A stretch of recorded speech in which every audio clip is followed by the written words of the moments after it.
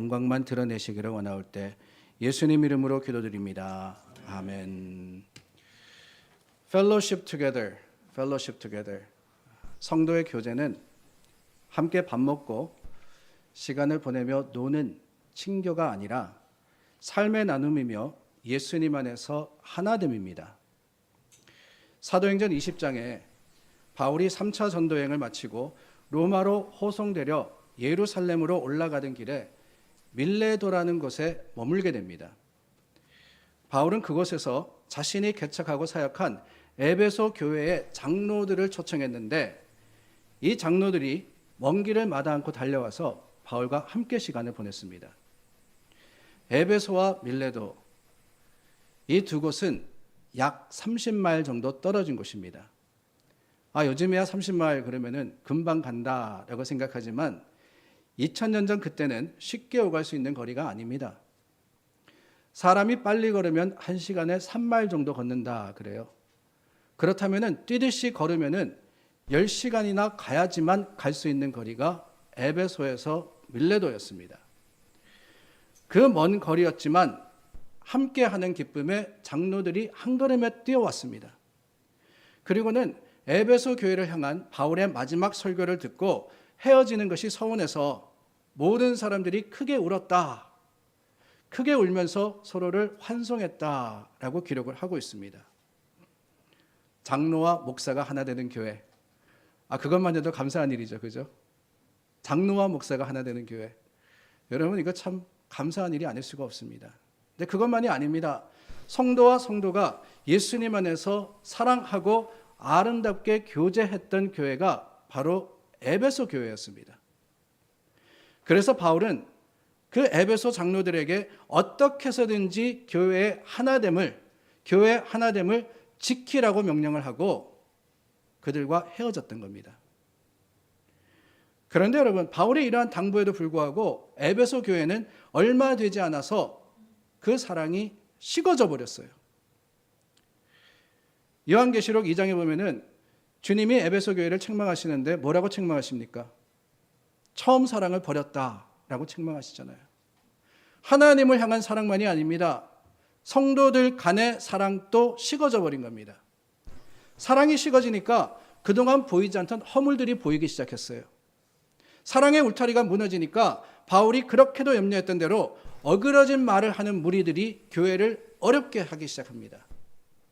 무엇보다도 할례 받은 교인들과 할례 받지 않는 교인들이 갈등하게 되고 분열하게 되었어요. 할례를 받아야지만 약속의 자녀가 될 수 있다 주장하는 측과 그렇지 않다, 믿기만 하면 된다라고 하는 측이 대립했던 겁니다. 이 두 쪽의 의견 차이가 너무나도 컸어요. 그럼으로써 서로 점점 멀어지게 되었고 교회가 분열되게 되었습니다. 어떻게 하면은 이 분열된 교회를 하나 되게 할 수 있을까? Fellowship together. 서로 교제하며 사랑으로서 묶이게 할 수 있을까? 로마에 감금되어 있던 바울이 에베소 성도들에게 사랑으로 쓴 편지가 바로 오늘 저와 여러분들이 나누었던 에베소서입니다. Fellowship together의 비결을 찾기 위해서 우리는 먼저 사도행전 2장을 봐야 됩니다. 거기 우리가 잘 아는 오순절 성령 강림의 사건이 기록되어 있지 않습니까? 마가의 다락방에 모여서 기도하는 제자들에게 약속하신 대로 성령님이 임하십니다. 여러분, 그때 그 성령을 받은 이 성도들에게, 이 제자들에게 동일한 한 현상이 일어났습니다. 그게 뭐냐? 사도행전 2장 4절 말씀해 보니까 그들이 다 성령의 충만함을 받고 성령이 말하게 하심을 따라 다른 언어들로 말하기를 시작하니라. 다른 언어들로 말하기를 시작하니라. 방언을 하기 시작했다는 거예요. 방언을. 그 방언을 예루살렘을 방문한 각국에서 온 사람들이 자신의 언어로 알아들었습니다. 그게 사도행전의 성령 강림의 사건, 방언의 역사입니다. 서로 간의 소통의 역사가 일어난 거예요.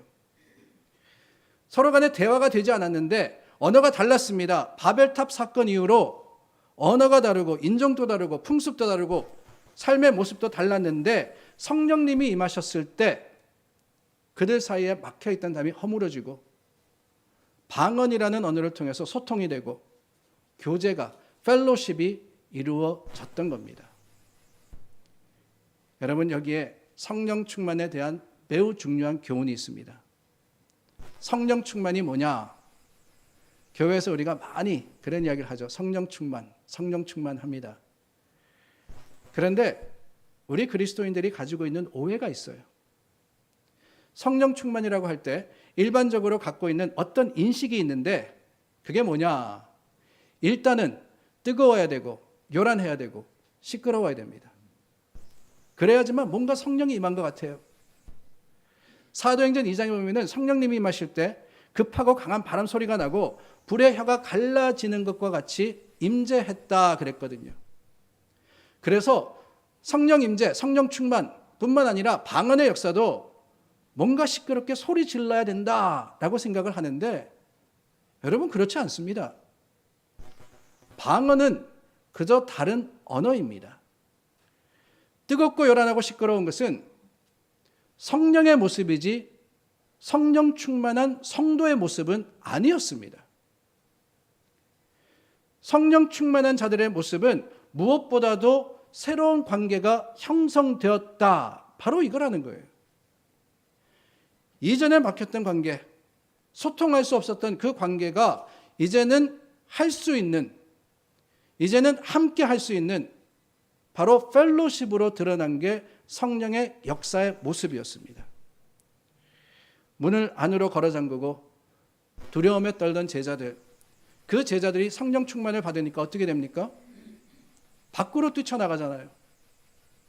자기네들끼리만 공동체를 이루고 살았던 사람들, 모였던 사람들이 이제는 군중들 안으로 들어가기 시작합니다. 그리고 저들을 향해서 말을 건넵니다. 복음을 전했습니다. 서로 교제하기 시작합니다. 이게 바로 성령 충만했던 성령 강림일의 사건이었습니다. 성령 충만을 경험한 제자들의 삶이 완전히 달라졌다는 거예요. 새로운 삶을 살아가기 시작합니다. 이제까지는 나와 함께 하던 사람들, 나와 뜻이 맞는 사람들, 나와 같은 것을 믿고 같은 일을 하던 사람들과 함께 하며 만났는데 이제는 그 좁은 우물에서 나와서 주님께서 창조하신 모든 사람에게 다가가기 시작하는 거예요. 가서 전하기 시작합니다. 가서 증거하기 시작했어요. 증인의 역할을 감당합니다. 그게 바로 성령 충만이었어요. 교회에 왜 성령 충만이 필요합니까? 뜨겁고 열정적으로 우리가 사역하기 위해서 성령 충만 필요합니까? 아니면 병고침을 받고 기적적인 역사가 일어나기를 기대하기 때문에 성령의 능력이 필요합니까? 물론 성령의 역사는요, 우리의 상상과 기대를 초월합니다. 성령님은 모든 것을 가능하게 하시는 분이십니다. 그러나 여러분, 이 모든 일들 이전에 가장 우선적으로 교회가 성령 충만해야 하는 것은 다른 게 아니에요. 분열되었던 것들이 하나가 되고 서로 다른 지체가 한 몸으로서 예수 그리스도 안에 교회를 이루기 위해서, 한 교회가 되기 위해서 반드시 성령의 역사가 필요하기 때문에 그렇습니다. 바벨탑의 교만으로 인해서 흩어진 것이 모이고 회복되기 위해서 성령의 능력이 아니고는 도무지 할 수 없기 때문에 오늘날의 교회는 성령을 간구해야 하는 거예요. 이 오순절 성령 충만의 의미로 여러분 물어보기를 원합니다. 그렇다면 우리는 과연 성령 받은 자들이냐? 성령 충만한 사람들이냐? 아니, 여러분들 방언하십니까? 못하십니까? 그거 묻는 거 아니에요. 여러분들의 삶에 새로운 사람들과의 관계, 그 새 관계가 이루어지고 있느냐? 아름다운 만남과 함께 교제하는 것이 여러분들의 신앙과 교회와 또한 삶의 터전에서 이루어지고 있느냐? 만약 아직도 여러분들이 자신의 세계에 고립된 채 거기에 독불장군처럼 살고 있다 그러면은 성령 체험 못한 것입니다. 사도 바울은 오늘 에베소 교회에게 보낸 편지에 매우 중요한 신앙인의 사명에 대해서 말씀을 하고 계세요. 주님의 십자가의 의미가 무엇이냐, 또 주님이 우리에게 원하시는 것은 무엇이며 우리가 어떻게 변해야 되고 어떤 모습으로 하나님께 나아가야 하느냐 하는 것을 가르쳐주고 계시는데, 무엇보다도 먼저 뭐라고 하십니까? 주는 우리의 화평이다 라고 하시죠. 우리의 화평이다. 둘로 하나를 만드사 중간에 막힌 담을 허셨다 그랬어요. 둘로 예수 그리스도 안에서 한 세 사람을 지어서 화평하게 만드셨다라고 했고, 예수님이 이 땅에 오신 것은 십자가로 한 몸을 이루려고 하신다라고 증거를 하고 있습니다. 그리고 마침내 뭐라고 선포하느냐? 주님으로 말미암아 둘이 한 성령 안에서 함께 하나님께로 나아가게 하셨다라고 하시는 거예요. 우리의 신앙생활의 목적이 뭐냐? 우리가 무엇 때문에 신앙생활을 하는 거냐? 예수 그리스도의 진리 위에 서고 주님의 영광을 드러내며 말씀으로 살아가는 것, 그 궁극적인 목표가 뭐냐? 그건 다른 게 아닙니다. 모든 사람과 더불어 화평하며 예수 그리스도 안에서 십자가의 능력으로서 화목하게 하는 것, 그게 바로 교회의 목적이자 성령 충만한 사람들의 삶의 사명인 거예요. 십자가를 지시기 전에 예수님께서 기도하셨습니다. 요한복음 17장 말씀해 보니까 거룩하신 아버지여, 내게 주신 아버지의 이름으로 그들을 보존하사 우리와 같이 그들도 하나 되게 하옵소서. 하나님과 예수님이 하나인 것처럼, 삼위일체 하나님이라 그러잖아요. 성부, 성자, 성령이 한 위시입니다. 그 삼위일체 하나님이 된 것처럼 그들도 하나가 되게 하여 주시옵소서.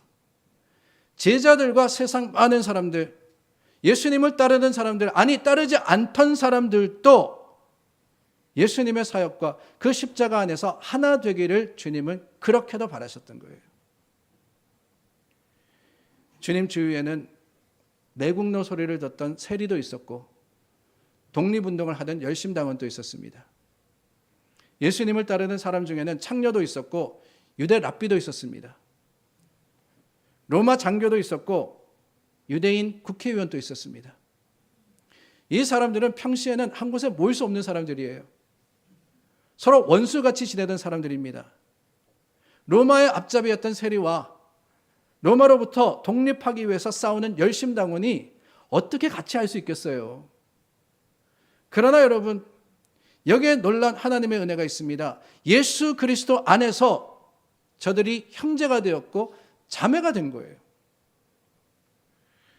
그리스도 안에서 거듭났을 때 나와 다른 사람들, 생각이 다르고 수준이 다르고 직업이 다르고 취향이 다르고 삶의 모습이 다른 사람들이 모두 그리스도 안에서 하나가 되어서 참된 교회를 이루게 되는 것, 그게 하나님의 은혜이자 성령의 능력입니다.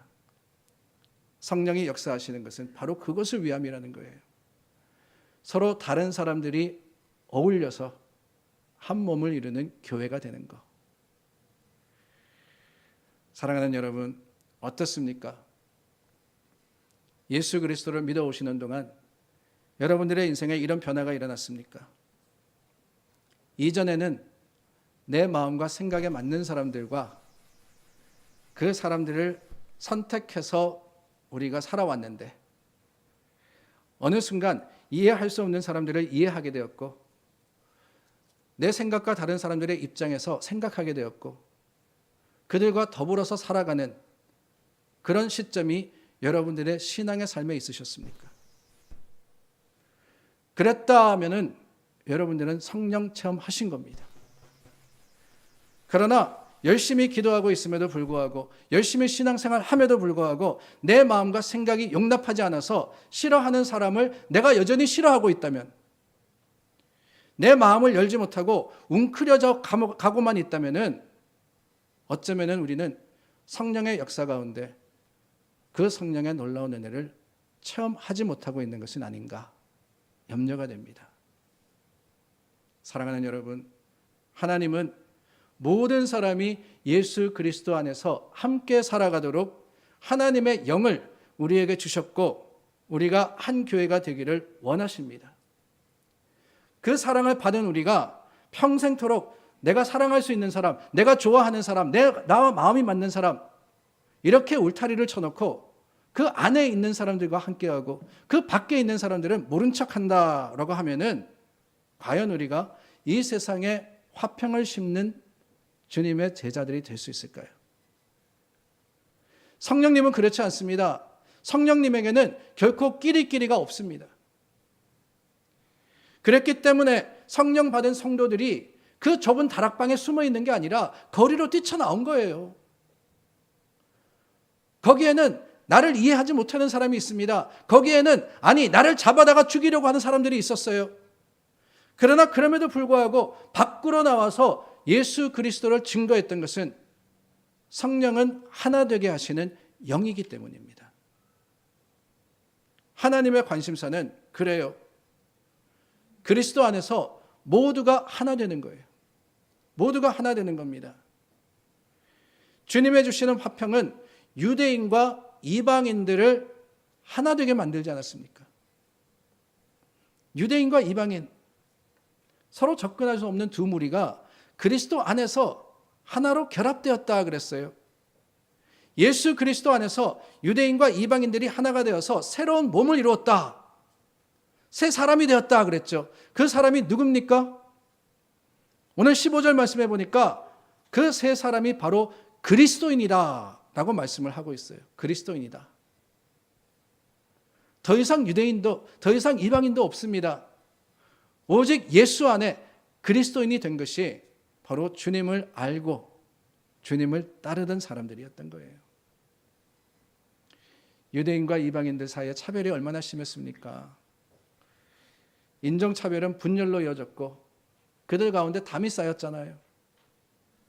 그 담을 쌓게 한 게 뭐냐? 율법이었습니다. 율법이라는 것이 하나님께서 유대인들에게 하나님의 사랑을 알게 하고 또한 하나님께로 나아갈 수 있는 길을 가르쳐 주신 것임에도 불구하고 그것을 가지고 따지기 시작했고 그 율법을 가지고 서로를 나누기 시작한 거예요. 그래서 오늘 말씀은 뭐라 그러시느냐? 계명의 율법을 예수님이 폐하셨다 그러셨어요. 계명의 율법을 폐하셨다. 여러분, 이게 얼마나 놀라운 선포인지 모릅니다. 예수님이 율법을 폐하셨습니다. 왜요? 그래야지만 경계선이 지워지기 때문에, 그래야지만 담이 무너지기 때문에 예수님은 유대인들이 그렇게도 붙들었던 율법이라는 것을 폐하셨던 거예요. 이게 바로 교회입니다. 교회에서는요, 세상적으로 우리가 고집해왔던, 주장해왔던 방법이나 또한 전통이나 내 생각이나 주장, 이런 것들이 다 무너져야 돼요. 여러분들이 가지고 계시는 생각이 잘못된 것은 아닙니다. 율법이 잘못된 게 아니에요. 그러나 그 생각과 또한 내가 살아왔던 여러 가지 환경과 모습이 우리가 하나 되는 데에 걸림돌이 된다면은, 그것이 방해가 된다면은 과감하게 내려놓을 수 있는 용기가 우리 가운데 있어야 하는 거예요. 성령 충만이라는 것이 하는 역할이 바로 그겁니다. 우리에게 성령이 충만할 때 더 이상 나를 고집하는 것이 아니라 서로를 받아들일 수 있는 용납의 역사가 일어나는 것이지요. 오늘 우리가 살아가는 세상, 날이 갈수록 분열되고 서로 대적합니다. 전쟁의 소문이 멈추지 않고 들려오고요. 교회마저도 서로 따지고 다투다가 한 교회가 아니라 두 교회가 되고 세 교회가 되고, 물론 교회가 많아지면 많아질수록 좋긴 좋은데 분열해서 나누어지고 있는 것이 오늘날의 모습입니다. 심지어 한 가정 안에서도 부모 세대와 자녀 세대가 서로 이해하지 못하고 용납하지 못할 때가 얼마나 많습니까? 세대 차이라고 하죠. 세대 차이. 요즘 청년 세대를 MZ 세대라고 부른대요. 들어보셨습니까? MZ 세대, Z예요, Z. MZ 세대. 저희 때가 X 세대였거든요. 1960년대 중반부터 시작해서 70년대 말, 80년대 초 이때 태어난 사람들을 가리켜서 X세대라고 불렀습니다. 왜 X냐? 다른 게 아니고 수학에 보면은 이 X라는 수는 미지수입니다. 미지수. 그러니까 어른들이 보니까 이때 태어난 애를 도무지 이해하지 못하겠다는 거예요. 도무지 뭘 생각하고 있는지 뭘 하고 있는지 알 수 없다. 그래서 X세대라고 불렀습니다. 근데 그 다음에 온 세대가 뭐냐? X 다음이 뭐예요? Y잖아. Y세대입니다. Y세대는 밀레니얼이라고 부르기도 합니다. 밀레니얼. 1980년도, 90년도 그 세대가 이 밀레니얼이 되기 전에 태어난 그 사람들을 Y세대라고 부르는데요. 그 다음은 G세대죠. Z세대죠. 2000년대, 2010년 정도까지 태어난 사람들, 청년들. 그러니까 X세대의 자녀들이 바로 G세대쯤 돼요. 이 Y와 G를 합쳐가지고 MZ라고 부르는 겁니다. 밀레니얼 그리고 Z세대. 이 MZ세대. 그렇다면 요즘 태어난 애들은 뭐냐? 요즘 태어난 애는 이제 앞으로 가는 거예요. 알파세대라 그러더라고요. 알파세대. A로 넘어갑니다. 이게 B로 갔다가 또 언젠가는 X가 오고 Y가 오고 Z가 오겠죠. 그것만이 아닙니다. 한국에도 세대 차이가 있습니다. 7080, 5060, 86세대, 38 따라지, 해방둥이, 사변둥이. 세대가 다르다 그러면서 구분해요. 구분해. 세대 차이라는 것은 출신과 배경과 자라온 환경이 서로 달라서 이해하기 어렵다는 겁니다. 도무지 모르겠다는 거예요. 그 차이에 고리 깊고 넓어서 하나 되기가 힘듭니다. 그래서 세상은 어떻게 하느냐? 세대 그러면서 자꾸 구분하고 갈라놓고 이해하지 못한다고, 같을 수 없다고 그렇게 포기해버립니다. 아예 이 윗세대를 싸잡아가지고 뭐라고 불러요? 꼰대라고 부르잖아요. 꼰대. 그런데 꼰대들도요 그냥 계시지 않습니다. 밑에 세대를 가리켜가지고 요즘 뭐라고 부른대요? 뭐라고 부르는지 아십니까? 빤대라고 부른답니다. 빤대. 왜 빤대냐? 삐딱하고 빤빤하고 빤질되기 때문에 빤대라고 부른대요. 꼰대, 빤대. 서로를 보면서 어떠한 프레임 가운데 상대방을 가두어 버릴 때 거기에 어떻게 교제가 있을 수 있겠어요? 다르다 그래서 포기할 수 없습니다. 특히 교회와 가정에서는 부모가 자녀를 포기할 수 없고 자녀가 부모를 포기해서 안 됩니다. 물론 교회에도 차이가 존재하죠. 고향도 다르고 이민 온 방법도 다르고 살아온 환경과 배경과 지금 살고 있는 형편도 다릅니다. 그러나 감사하게도 이민의 삶과 교회 생활의 산전수전을 함께 겪으면서 우리는 머릿돌 교회로 지난 18년 동안 한 교회가 되어왔습니다. 얼마나 감사한 일인지 몰라요. 물론 어렵습니다. 힘들었습니다.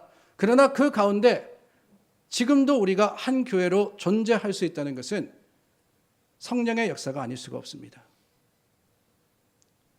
그러나 여러분,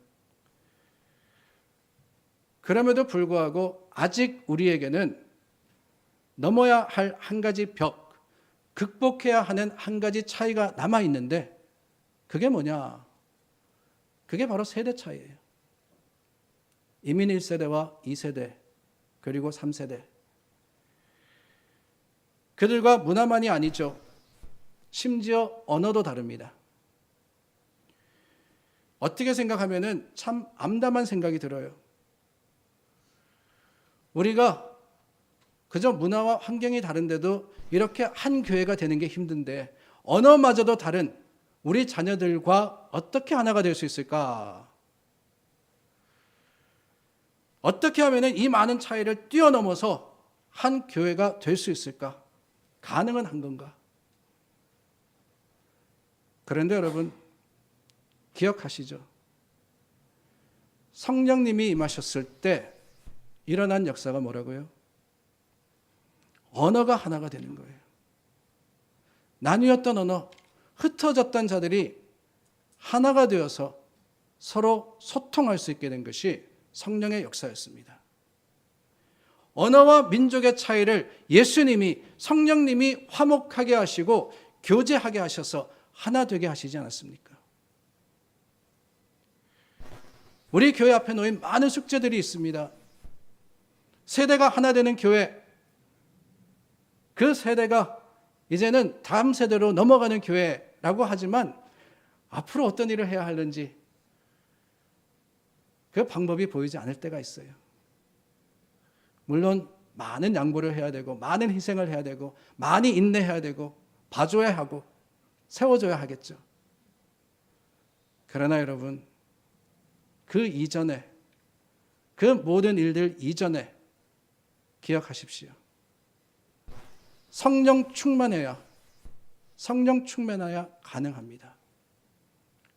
오는 주일이 성령 강림 주일인데 우리가 그 오신 성령님을 기억하며 다시 오실 예수님을 기대하건대 주님이 우리 가운데 함께 하시어서 성령의 충만함으로 인해서 교회가 또한 세대가 하나 되고 우리 모두가 예수 그리스도의 십자가 아래에서 서로 사랑하고 서로 교제하는 fellowship together, 교제하는 공동체가 될 수 있도록 기도하시고 애쓰시는 여러분들이 되시기를 간절히